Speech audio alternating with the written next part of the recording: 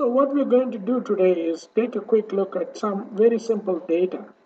So imagine we have information, say, of a make and a model, an year and the price, just to give a feel for different kinds of data that we're going to put into Cloudant as a document database. Let's take a look at Cloudant itself.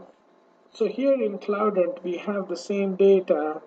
These are all the documents that are there. What we want to do is set up MapReduce functions within this Cloudant environment. So let's take a look how the document itself looks. So when we look at a specific, you can add a new MapReduce function. Here what we're telling is document.price is the key and the document ID itself becomes the value.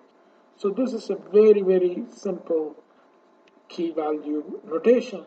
So it will get any and every document that we just saw. For example, in this case, we have, all the documents that talk about make and model and the year and price. In this, we're going to choose price as the key and the document ID itself, meaning the reference to the entire document, as the value. So that is exactly what this particular map function talks about. And the reduce function here talks about how you can count them. In count doesn't make sense by itself. Only when you group things, you can count, you can add things together. So all the different prices are grouped together and then you count them, which are all belonging to the same exact price. So that is the idea behind it. Probably it's not a very valid scenario, but just I'm going to show you what we can do with it as a first step. So the very first step we can do with such a function is we can query what are the different values when we group it by price. So we say this is the query and this is the basis on which this is the map reduce function that we are using to group and get the results back. And these are the values in the document, and we see there are no particular cars which are having exact same prices where you can count up and say there are two such cars which have the same price. Actually, in this case, we do not even know what the specific car make or model is. So all we know is there is one with a price 5,400, one with 9,000, etc., etc. Now let's try to go to the next step.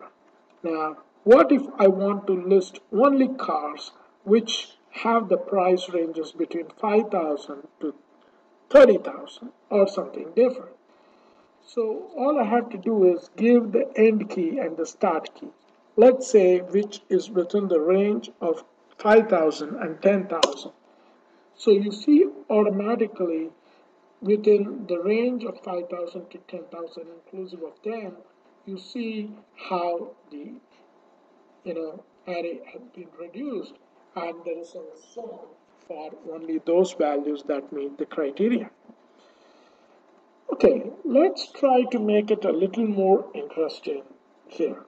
So for that, what we're going to do is a very similar function we're going to do using make as the key. So when I say make as the key, so we put document.make as the key, and you saw the documents are all structured like this. So document, this is a single document, and this is the next document. And what we are saying is make is this particular element in each of the document. So when it goes through each of the document in the map function, it's going to take that as the key and use the document ID underscore ID, in this case automatically assigned to the documents because I didn't specify it while creating the document. That is what is going to become the value. So why we are doing that is basically it's a unique value, and the value is associated with the document itself. It can come handy in certain other circumstance. So when you see the output of that, so here is what we got: make and group them, and you see suddenly it starts to make some meaning.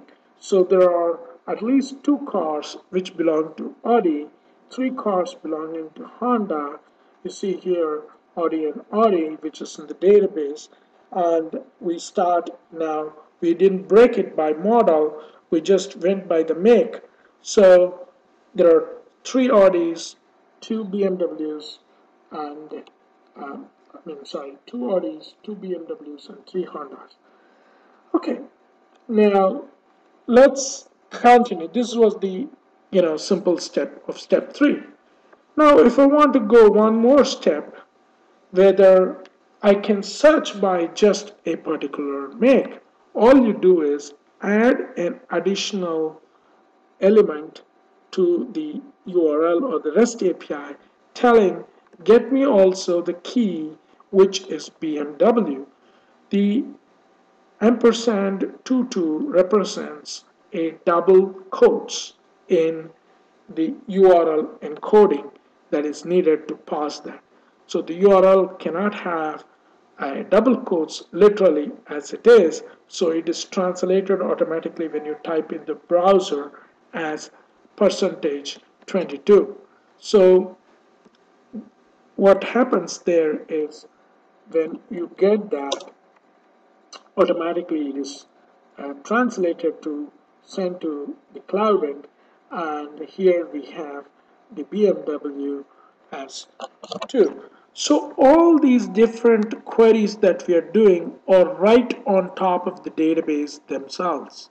So this is the database, this is the repository. We can have many databases in a repository, and here we are telling the design for the view is called query. You can combine different views that we are making right now into a single design object called query. Here we can name it anything literally, and we are calling the map reduce function itself as make, and we saw that it doesn't make sense if you don't group it, so we're grouping things to count it and group it by the make in this case, and then we filtered it by BMW. So far we saw a very simple way of essentially capturing the information using rudimentary MapReduce functions.